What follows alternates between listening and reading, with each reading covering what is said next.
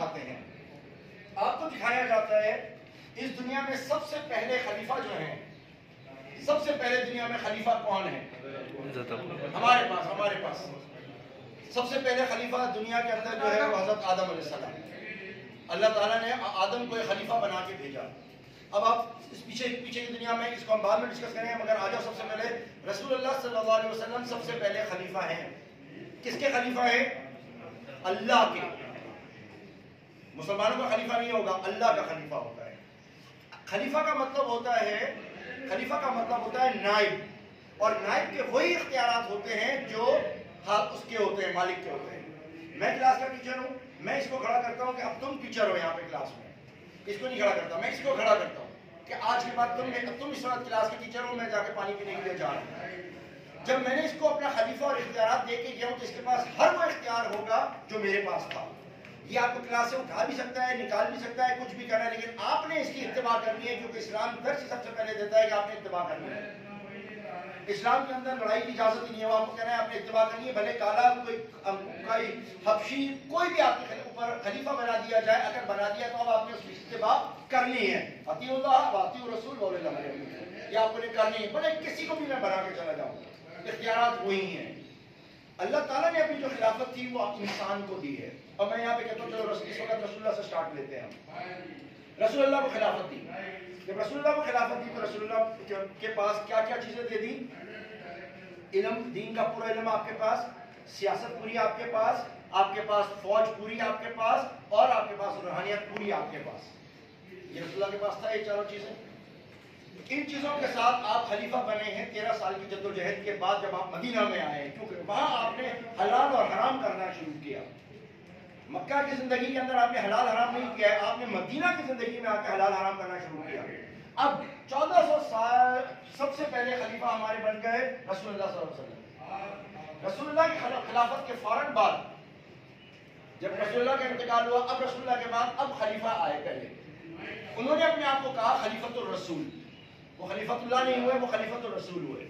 انہوں نے کہا اللہ اور رسول نے جو دے دیا, اب ہم رسول کی اتباع کریں گے, کیونکہ رسول کی اتباع ہمارے پہ اس لیے لازم ہو گئی ہے کیونکہ ان کے ساتھ صرف قرآن انہوں نے نہیں دیا بلکہ حدیث بھی دیا, اور وہ طریقہ بھی ہمیں بتایا ہے کہ تم نے اس سسٹم پہ چلنا کیسے ہے. اس لیے اب ہم رسول کی اتباع کریں گے. ٹھیک ہے, ہم صرف قرآن کو نہیں فالو کرتے, ہم رسول اللہ کو بھی کرتے ہیں. تو اب خلیفۃ الرسول ہوئے. حضرت ابو بکر وہ واحد انسان ہیں جنہوں نے, اللہ تعالیٰ نے ایسے آدمی کا انتخاب کیا جنہوں نے اسلام کو ایسے بچایا کہ اگر آپ نہ ہوتے تو یہ اسلام اسی شروع میں ہی مٹ گیا تھا, سب کچھ ختم ہو گیا تھا. رسول اللہ سے عمر میں بڑے ہیں, کمزور ہیں, دھیمے مزاج کے ہیں, لیکن اگر دیکھنا ہے اس خلیفہ کو تو آپ کو یہ پتا چلے گا کہ ان سے زیادہ اسٹرانگ وٹس کا آدمی کوئی نہیں. ایک ایسا شخص خلیفہ بنا ہے کہ جس کے موجودگی میں حضرت علی ناراض ہیں. حضرت علی ناراض ہیں. ایک ایسا خلیفہ کہ جیسے ہی وہ خلیفہ بنے ان کو اطلاعات ملتی ہیں کہ 35 جعلی نبی کھڑے ہو گئے ہیں. ایسے وقت کے اوپر خلیفہ بنے ہیں کہ جس وقت کچھ لوگ آئے, انہوں نے آ کے کہا ہم زکوٰۃ نہیں دیں گے. کچھ لوگ آئے, انہوں نے کہا ہم نماز نہیں پڑھیں گے, باقی سب کچھ کریں گے. کچھ لوگ آئے اور انہوں نے آنے کے بعد کہا کہ اس وقت جس فوج کو آپ بھیج رہے ہیں سرحد کے اوپر چکر لگانے کے لیے, اس کو مت بھیجیں. اتنے پریشر حضرت ابو بکر رضی اللہ عنہ کے اوپر پڑے, اتنے پریشر. مگر یہ وہ خلیفۃ الرسول تھے جنہوں نے کیا جواب دیا؟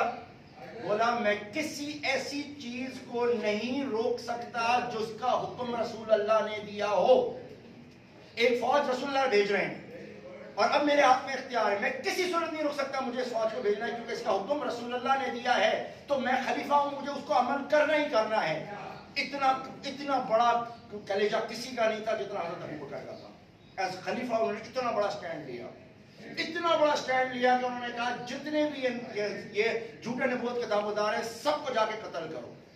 ایک طرف آپ دشمن سے لڑنے جا رہے ہو, ایک طرف اپنے مسلمانوں سے لڑنے جا رہے ہو, آپ نے سٹینڈ لیا, جاؤ جا کے لڑو.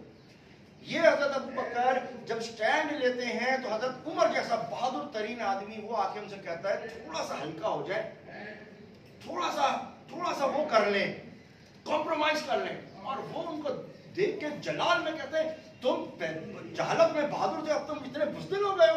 حضرت عمر کہتے ہیں کہ میں گھبرا جاتا ہوں. یعنی اللہ نے ایسا کام لیا اس خلیفہ سے. اور اسلام کو ایکچوئل فارم میں رکھا، ایکچوئل اس چیز میں رکھا جو اللہ تعالیٰ نے دیا. یعنی اس خلافت کے سسٹم کو انہوں نے بہت خوبصورتی سے بچا کے رکھا. جتنا ان کا شکریہ ادا کیا جائے گا. فوراً اس کے بعد حضرت عمر آتے ہیں. حضرت عمر، اچھا اب میں نے حضرت ابو بکر کی اس وقت کوئی آپ سے یہ بات نہیں کری کہ وہ کس غریب کی خدمت کرتے تھے، کتنی تنخواہ لیتے تھے، کتنا کھاتے تھے، کتنی قرآن پڑھتے تھے، کتنی نماز پڑھتی تھی. میں نے ایسی کوئی بات نہیں کی ہے. یہ آپ لوگ پڑھ لیجئے گا.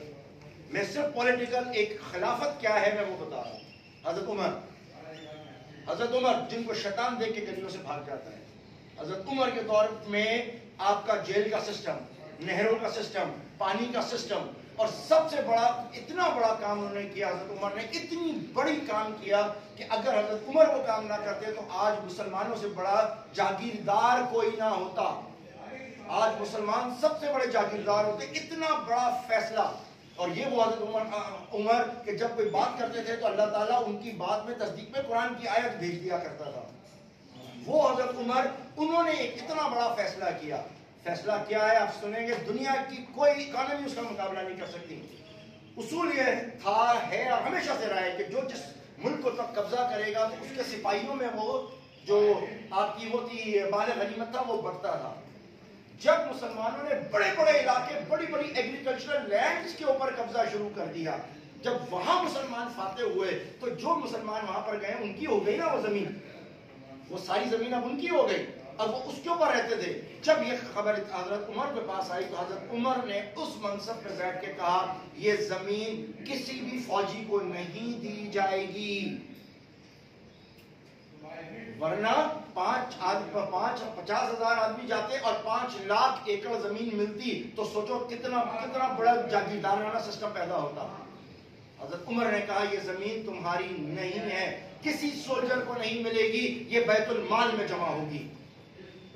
دنیا کا کوئی سوشلزم اس کا مقابلہ نہیں کر سکتا، کوئی برابری کی مثال نہیں پیش کر سکتا دنیا میں اس چیز کی. انہوں نے کہا یہ ساری زمین مسلمانوں کی ہے. اور اس کا نتیجہ جب مصر میں قحط آتا ہے، آخر پہلا اونٹ مصر کی سرحد میں داخل ہو رہا ہے اور آخری اونٹ مدینہ سے نکل رہا ہے. امیجن کرو کتنا غلہ پاکستان مسلمانوں کے پاس تھا. مدینہ میں کتنا غلہ تھا کہ یہ پہلا اونٹ وہاں ہے اور ایک پوری لائن چلتی ہوئی آ رہی ہے. ڈرون کیمرے سے حساب لگاؤ تو آپ کو پتا چلے گا کہ آخری اونٹ جو ہے وہ مدینہ سے نکل رہا ہے. تو اتنا پیسہ مدینہ میں کہاں سے آ گیا؟ ان زمینوں کو مسلمانوں کی پراپرٹی دی گئی. اس سے بڑا سوشلزم دنیا میں کوئی نہیں ہے. تم لوگ اس کو دیکھ رہے ہو، نیچے کسی کو نہیں دکھایا گیا آج تک. میں حضرت عمر کی نیکی کی بات، برائی اور ان کی عبادت گزاری کی بات نہیں کر رہا ہوں، میں ان کی پولیٹیکل وزڈم کی بات کر رہا ہوں. جیل کا سسٹم، ڈاک کا سسٹم، سڑکوں کی تعمیر کا سسٹم، شہر آباد کرنے کا سسٹم، اکانومی، تمام سسٹم آپ کو نظر آئے گا حضرت عمر نے بنایا. حضرت عثمان، حضرت عمر کے دور میں یہ کہا گیا کہ ہم چاہتے ہیں نیوی بنائیں کیونکہ ہمیں ایکسپینشن کرنی ہے نیوی کے ذریعے، اور دنیا کی سب سے بڑی جنگیں نیوی کے ذریعے ہوا کرتی تھی. حضرت عمر کو کہا گیا، حضرت عمر نے کہا میں نہیں کر سکتا یہ کام. اتنا بہادر آدمی کا شیطان بھاگ جاتا ہے. حضرت عمر نے کہا میں نہیں کروں گا. پوچھا گیا کیوں؟ اور جب ان کے سامنے یہ بل پیش ہو نیوی کا تو یہ پیچھے ہٹ جائے، جب پیش ہو یہ پیچھے ہٹ جائے. ان سے آخر میں پوچھا گیا کیوں؟ تو کہتے ہیں مجھے ڈر لگتا ہے کیونکہ سمندر کے اندر اپنے مسلمان بھائی کو بھیجنا ایسا ہے جیسے تنکے کے اوپر کسی مکوڑے کو بھیجنا. ایک بڑی لہر آئی وہ ڈوب جائے گا، میں کیا جواب دوں گا کسی کو اگر میرا ایک مسلمان کسی چکر کے اندر شہید ہو گیا، پانی میں ڈوب کے مر گیا. مگر حضرت عثمان آئے. حضرت عثمان نے جو عمر میں سب سے بڑے، سب سے اتنے بڑھاپے میں ان کو مل رہی ہے، لیکن اس وقت حضرت عثمان نے اس چیز کو الاؤ کیا اور اس کے بعد پھر ایکسپینشن کہاں سے کہاں پھیل گئی. حضرت علی آ گئے اسی خلافت کے منصب پہ. حضرت علی نے آپ کے لیے بینچ مارک چھوڑ کے گئے کہ جب تمہارے سامنے یہ آئے کہ تمہارا معاہدہ توڑ دیا کسی نے. حضرت علی سے معاہدہ ہوا ایک کہ یہاں آپ ہیں یہاں ہم ہیں، ان علاقوں میں ہم نہیں آئیں گے، ان علاقوں میں آپ نہیں آؤ گے. اس معاہدے بھی بڑی بے شرمیوں کی طریقے سے کیے گئے. مگر جب وہ معاہدہ ہو گیا، حضرت علی کو اطلاع ملتی ہے کہ مصر پہ قبضہ ہو گیا جو حضرت علی کے پاس تھا. حضرت علی کے پاس 2 آپشنز تھے. یہ حضرت علی کی سنت ہے، یہ ان لوگوں کو سمجھنا ضروری ہے علی نے کیا کیا. حضرت علی کے سامنے 2 آپشنز آئے. پہلا آپشن ان کو جا کے ماریں جنہوں نے معاہدہ توڑا ہے، رائٹ تھا جا کے ان کو مارنا، رائٹ تھا اپنی چیز واپس لینا. اور دوسری طرف حضرت علی کے پاس آیا کہ نہیں، چند لوگ دین کی انٹرپریشن کر رہے ہیں اپنی مرضی سے، دین کی انٹرپریشن کر رہے ہیں، قرآن کی اور سنت کی انٹرپریشن اپنے مزاج پر، اپنے شوق پر کر رہے ہیں۔ جب یہ اطلاع حضرت علی کو ملی، حضرت علی نے کہا میں ان سے نہیں لڑوں گا جن کے پاس زمین اور جائیداد ہے اور پورا کا پورا میری حکومت کا حصہ ہے، میں ان سے لڑوں گا کیونکہ یہ دین کو کمزور کر رہے ہیں۔ اس سے بڑی حضرت علی کی سنت کوئی نہیں ہو سکتی، اور بطور خلیفہ انہوں نے یہ سنت ادا کی۔ اور حضرت علی خوارج سے لڑتے گئے، اس طرف جا کے حضرت معاویہ سے انہوں نے لڑائی نہیں لڑی، وہاں جا کے مصر ریگین نہیں کیا، اور وہ خوارج سے لڑتے چلے گئے۔ اس کا مطلب کیا ہے کہ تمہاری جان جائے، تمہاری پراپرٹی جائے، مال جائے، لیکن دین کے معاملے میں تمہاری غیرت جاگنی چاہیے۔ جس کو رسول اللہ لے کے آئے، جس کو پروٹیکٹ ابو بکر نے کیا، جس کو پروٹیکٹ حضرت عمر نے کیا، جس کو حضرت عثمان نے کیا، جس کو علی نے کیا۔ جب تک آپ یہ نہیں کرو گے اس وقت تک آپ کا ایک کانسیپٹ کلیئر نہیں ہوگا۔ ٹھیک ہے، 4 خلیفہ آ گئے۔ اس کے بعد میں اس وقت کوئی نیکی برائی کا وہ نہیں کر رہا ہوں، میں اس وقت سمپل آپ کو ایک انسٹیٹیوشن بتانا چاہتا ہوں۔ آگے بڑھو۔ اس کے فوراً بعد خلافت میں 2 خاندان آتے ہیں۔ پہلا خاندان ہے معاویہ بنو امیہ، اور دوسرا خاندان ہے بنو عباس۔ بنو امیہ، رسول اللہ نے کہا کہ عربوں میں وہ رہے گی خلافت۔ رسول اللہ نے فرمایا کہ قریش کے اندر خلافت رہے گی۔ بنو امیہ قریش ہے، بنو امیہ کی خلافت قائم ہو گئی، خلافت بنو امیہ کی قائم ہو گئی۔ حضرت علی کے بعد، حسن کے فوراً بعد خلافت قائم ہوئی بنو امیہ کی۔ اس بنو امیہ کی خلافت کے چلتی چلی گئی۔ یہ خلافت بنو امیہ کی چلتی رہی، معاملات اس میں چلتے رہے، اور خلیفہ آتے رہے، ایک گیا، دوسرا آیا، چچا کا بیٹا آیا، بھائی کا بیٹا آیا، یہ خلافت چلتی چلی گئی، یہاں تک کہ خلافت کے اوپر اسی بنو امیہ میں ایک شخص پیدا ہوا، ایک شخص آیا جو گورنر تھا، خلیفہ کی بیٹی کا میاں تھا، مدینہ کا گورنر رہا ہوا، نوجوان اسمارٹ سا آدمی۔ اس کو باپ سسر کے مرنے کے بعد لوگوں نے نامزد کر دیا خلیفہ۔ اس شخص کا نام تھا عمر بن عبدالعزیز۔ ان کو اڑا کے خلیفہ نامزد کر دیا۔ جیسے خلیفہ نامزد کیے، وہ آئے عوام میں اور آ کے عوام کو کہا کہ میں اس خلافت کو نہیں مانتا، مجھے یہ خلافت نہیں چاہیے، کیونکہ مجھے جن لوگوں نے چوز کیا ہے میں ان کے چوز کرنے سے نہیں آ سکتا، مجھے عوام نے چوز نہیں کیا، مجھے اس خلافت کے منصب میں اس کاؤنسل نے چوز نہیں کیا جو کاؤنسل چوز کرتی ہے، لہذا میں اس کو انلیگل مانتا ہوں، میں استعفیٰ دے رہا ہوں۔ اور وہ چلے گئے۔ لیکن سب کو یہ پتا تھا یہ آدمی سب سے زیادہ اہل ہے، سب اس کے پاس جمع ہوئے، اور جمع ہونے کے بعد اس کو کہا ہم یہ کاؤنسل بناتے ہیں، اور پورا قانونی پروسیجر کے تحت ان کو خلیفہ بنایا۔ انہوں نے کہا تم نے مجھے خلیفہ مان لیا؟ انہوں نے کہا مان لیا۔ انہوں نے کہا گڈ۔ اب وہ آئے سب سے پہلے اپنے گھر میں، اور آ کے اپنی بیوی جو شہزادی تھی، خلیفہ کی بیٹی تھی، اس وقت کرنٹ خلیفہ کی فرسٹ لیڈی ہے، آپ آئے گھر میں اور آ کے کہا تمہارے پاس کتنا سونا ذخیرہ اور کیا کچھ ہے؟ اس نے لا کے سب سامنے رکھ دیا، بولا یہ سب لے جا کے بیت المال میں جمع کراؤ، یہ تمہارا مال ہی نہیں ہے، تم اس مال کو استعمال نہیں کر سکتی، سب سے پہلے اس کا مال، پھر اپنا مال، اور پھر پورے بنو امیہ سے لوگوں کو پکڑ کے سارا مال اس میں جمع کرا دیا۔ یہ اسی بنو امیہ میں خلیفہ آیا، ٹھیک، اس نے سارا مال سب کا جمع کرا دیا، اور جانتے ہیں نتیجہ کیا نکلا اس کا؟ انہوں نے آپ کے مالی کرپشن کو پکڑا، جانتے ہیں اس کا نتیجہ یہ نکلا، 2.5 سال حکومت رہی آپ کی، اور 2.5 سال کے اندر پوزیشن یہ تھی، 2.5 سال میں پوزیشن یہ تھی کہ لوگ زکوٰۃ لے کے پھرتے تھے، لیکن زکوٰۃ لینے والا کوئی نہیں تھا، کیونکہ ہر ایک کو اسٹیٹ پال رہا تھا، کیونکہ ہر ایک کا اسٹیٹ نگہبان تھا، اس لیے کسی نے ان سے زکوٰۃ لے نہیں دیتے تھے۔ صرف 2.5 سال میں انہوں نے یہ کیا، ہوا کیا؟ ساری لوٹی ہوئی دولت لا کے جمع کر دی، کس میں؟ بیت المال میں۔ عوام خوشحال ہو گئی، 2.5 سال میں آپ کو شہید کر دیا گیا۔ اس کے کچھ عرصے کے بعد پھر دوبارہ ایک بڑی لڑائی کے نتیجے میں بنو عباس دوبارہ بنو امیہ کو شکست دے کے خلافت کے منصب پہ قبضہ کر دیا۔ یہاں ایک بہت بڑا دھوکہ اور ہوا ہے، یہاں ایک بہت بڑا دھوکہ ہوا ہے جو یہ والے لوگ ہمیں نہیں بتانا چاہتے. کیا ہوا کہ پہلی دفعہ دھوکہ کب ہوا؟ اہل بیت کے ساتھ. اہل بیت کے ساتھ پہلا دھوکہ کب ہوا کہ جب حضرت حسن اور حسین حضرت حسن شہید کے بعد حضرت حسین کو خلافت کے اوپر دوبارہ آنا تھا معاہدے کے تحت، مگر حضرت حسین کو خلافت نہیں دی گئی اور اہل بیت کے ساتھ پہلی یہ بہت بڑا دھوکہ کیا گیا. اس کے تھوڑے عرصے کے بعد دوسری دفعہ جب بنو عباس آئے تو آپ کو پتا ہونا چاہیے کہ بنو عباس کی پوری پولیٹیکل سٹرگل یہ تھی کہ ہم اہل بیت کو خلافت دلوائیں گے. یا پھر کبھی کسی نے نہیں آپ کو بتایا ہوگا. ساری پولیٹیکل سٹرگل یہ تھی کہ ہم نے بنو عباس کی جو پوری پولیٹیکل سٹرگل تھی وہ یہ کہ ہم اہل بیت کو خلافت دلائیں گے، یعنی جو رسول اللہ حضرت فاطمہ کی نسل سے لوگ آ رہے ہیں وہ آ کے خلافت میں بیٹھیں گے. اس لیے تمام اہل بیت کی سپورٹ بنو عباس کے پاس تھی. بنو عباس جیت گیا. جیسے بنو عباس نے ان کو بنو امیہ کو ہٹایا اور وہ خلافت پہ آ کے بیٹھے، انہوں نے پھر دھوکہ دیا اور پھر اہل بیت کو انہوں نے خلافت نہیں دی. اہل بیت کے نیک صالح متقی پرہیزگار خاندانی خون والے لوگوں کو خلافت پھر نہیں ملی. یہ دوسری دفعہ اہل بیت کے ساتھ ایک بہت بڑا دھوکہ کیا گیا اور پھر اہل بیت کے لوگوں کو چن چن کے شہید کیا گیا. اب بنو عباس خلافت پہ قائم ہو گئی.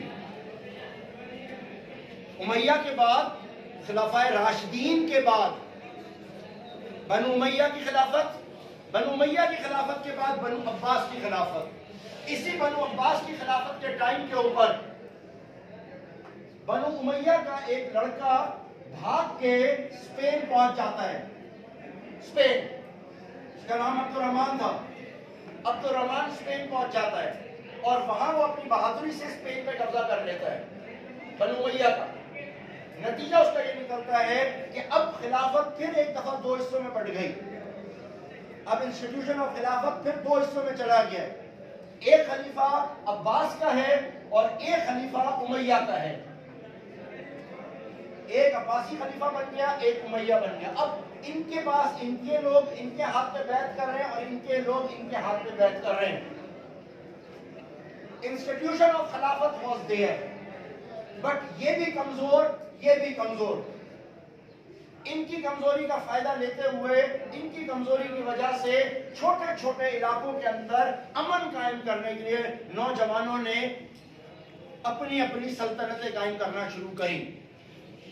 جب انہوں نے اپنی اپنی سلطنتیں قائم کرنا شروع کری تو سلطنت قائم کری، خلافت کسی نے قائم نہیں کری، سلطنت قائم کری، بادشاہت قائم کری. لیکن بادشاہت قائم کرنے کے بعد ان کو چاہیے تھا اجازت نامہ.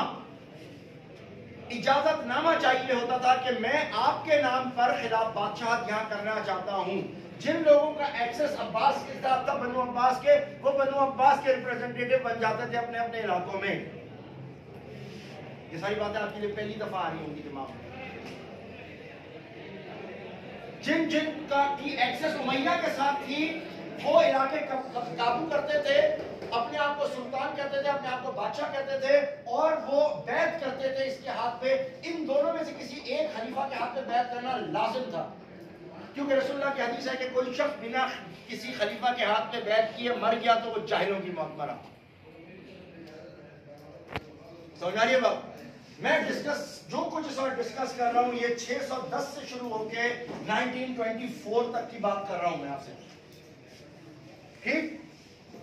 عباس بھی موجود ہے، امیہ بھی موجود ہے، دو دو خلیفہ موجود ہیں. جن کا ایکسس امیہ، وہ امیہ کے بعد جن کا ایکسس وہاں وہ ادھر جاتے تھے.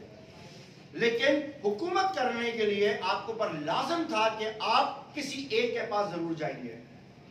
کچھ عرصے کے بعد، کٹ دا سٹوری شارٹ، کچھ عرصے کے بعد اسپین کے اندر سے ہماری جو یہ خلافت تھی یہ ختم ہو جاتی ہے. بنو امیہ کا آخری جو بادشاہ تھا وہ بھی ختم ہو جاتا ہے، آخری خلیفہ وہ بھی ختم ہو جاتا ہے. ایک انتہائی شرمناک قسم کا معاہدہ کر کے یہ خلافت انتہائی برے طریقے سے یہ خلیفہ ہمارا ختم. اب جو باقی کے لوگ ہیں وہ کیا کریں؟ جو ان کے لوگ تھے یتیم ہو گئے، دوبارہ خلیفہ نہیں ہے ان کے پاس، کیا کریں؟ obviously انہوں نے عباسیوں کی پھر خلافت قائم، عباسیوں سے پھر انہوں نے بیعت کرنا شروع کر دی. انسٹیٹیوشن آف خلافت واز دیئر. انسٹیٹیوشن آف خلافت اپنی جگہ قائم ہے. اب جو خلافت ہے وہ کس کے پاس ہے؟ لیکن جو خلیفہ ہے ہمارا وہ انتہائی کمزور ہے مگر انتہائی کمزور ہے. کوئی اس کی طاقت نہیں ہے, اس کے پاس کوئی فوج نہیں ہے, اس کے پاس کوئی علم نہیں ہے. یہ کیوں ایسا ہوا یہ اس کی تفصیل بعد میں بتاؤں گا.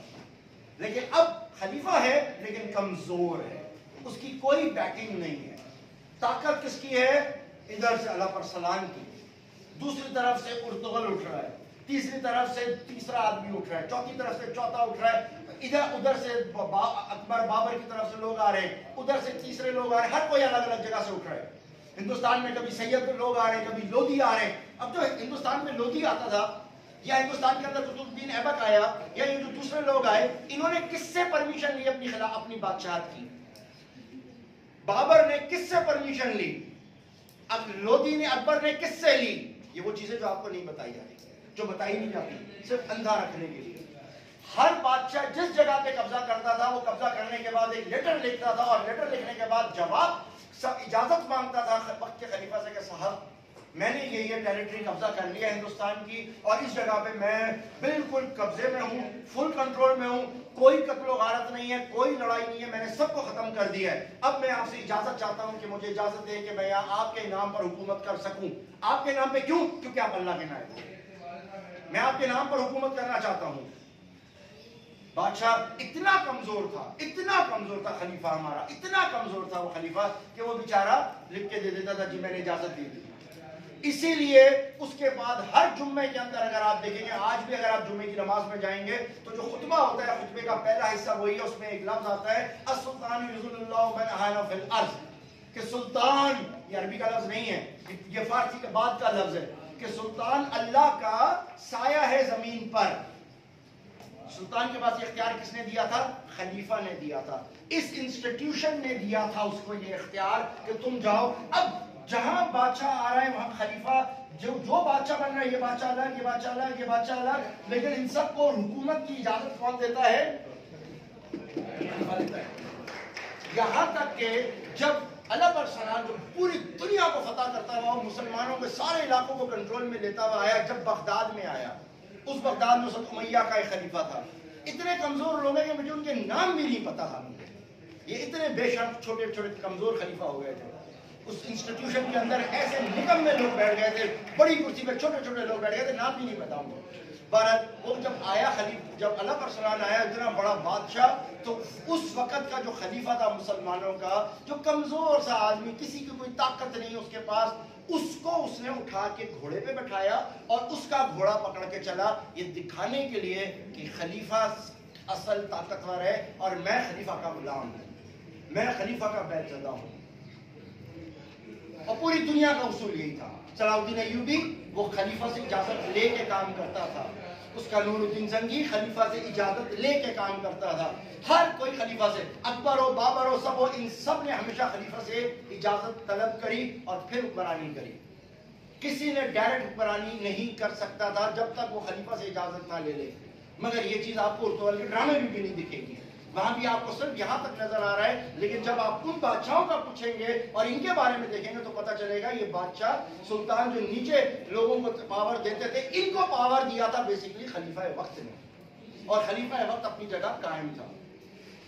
اب اسی بیچ کے اندر شکر ہے ترکی کا کہ اس نے کچھ لوگوں کو اسلامی تاریخ بتا دی کہ اب یہاں بھی ارطغرل جیسا لڑکا اٹھا, یہ چلتے چلتے عثمان جیسا آ گیا, پھر اورحان جیسے لوگ آ گئے, اور کئی اس کے بادشاہ آتے چلے گئے, مختلف ٹیریٹریز کو قبضے میں لیتے چلے گئے, اور پرمیشن خلیفہ سے لیتے رہتے تھے اور ان ٹیریٹریز کو اپنے میں ضم کرتے رہتے تھے, خلیفہ کو بتاتے تھے, اپنے کنٹرول میں لیتے تھے.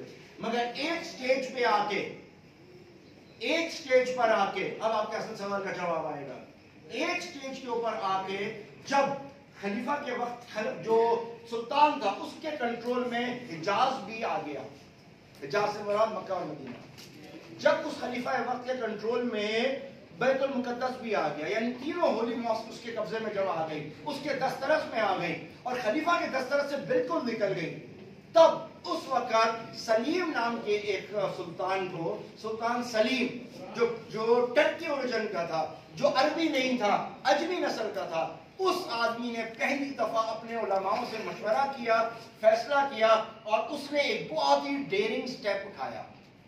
خلیفہ سلطان سلیم نے ایک بہت ہی ڈیرنگ سٹیپ اٹھایا جو اس سے پہلے کوئی سوچ بھی نہیں سکتا تھا۔ وہ قدم جو اس نے اٹھایا وہ یہ کہ اس نے کہا کہ یہ خلیفہ اتنا کمزور اور ہم مسلمانوں کے لیے اتنا شرم کا باعث بن گیا ہے کہ ہم اس کے ہاتھ پہ بیعت کرنے کے بعد، یعنی ہم شیر اور وہ لیڈر، ہم اس کے ہاتھ پہ کیا بیعت کریں۔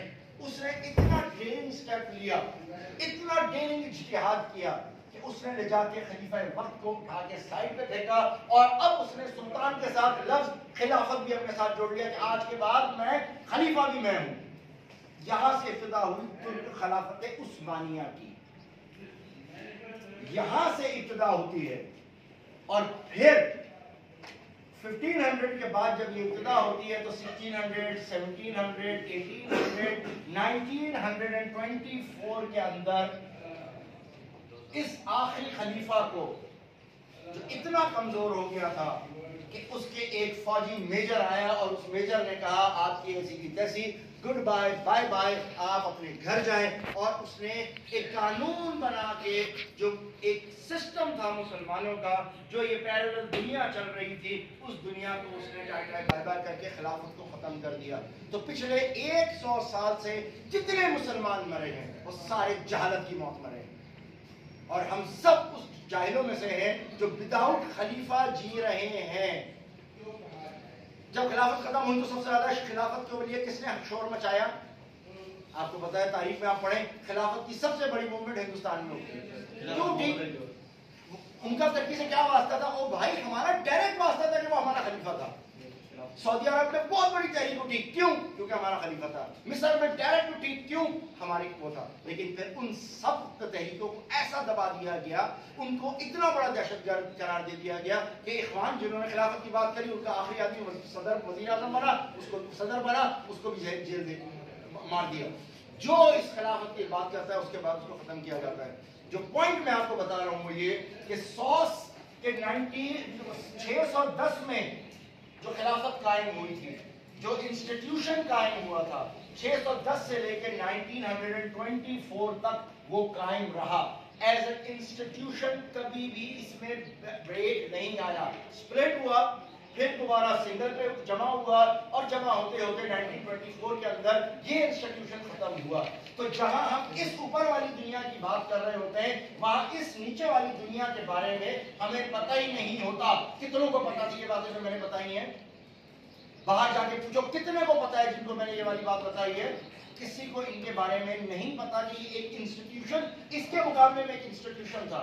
جب میں انسٹیٹیوشن کہتا ہوں تو میں کیا بتاتا ہوں کہ اس کا مطلب یہ ہے کہ اس خلافت کا اپنا فوجداری قانون تھا، اپنا دیوانی سول قانون تھا، کرمنل لا تھا، اپنا پرسنل لا تھا، اپنا اس کا بینکنگ لا تھا، اپنا اس کا ایگریکلچرل لا تھا، اس کا اپنا ٹیکسیشن کا لا تھا، اس کی اپنی چیزیں تھی۔ یعنی 710 سے لے کے جس کو رسول اللہ نے اسٹیبلش کیا ود امینڈمنٹس 1924 تک ایک پورا پیرلل سسٹم اس دنیا میں چلا ہے، جس کے بارے میں آپ کو بتایا نہیں جاتا اور بتانے بھی نہیں دیا جاتا، کہیں پڑھنے نہیں دیا جاتا کہ ایک پیرلل سسٹم تھا۔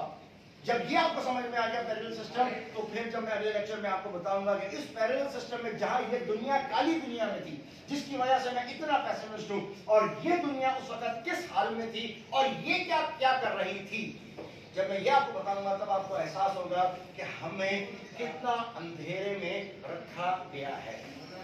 Thank you very much.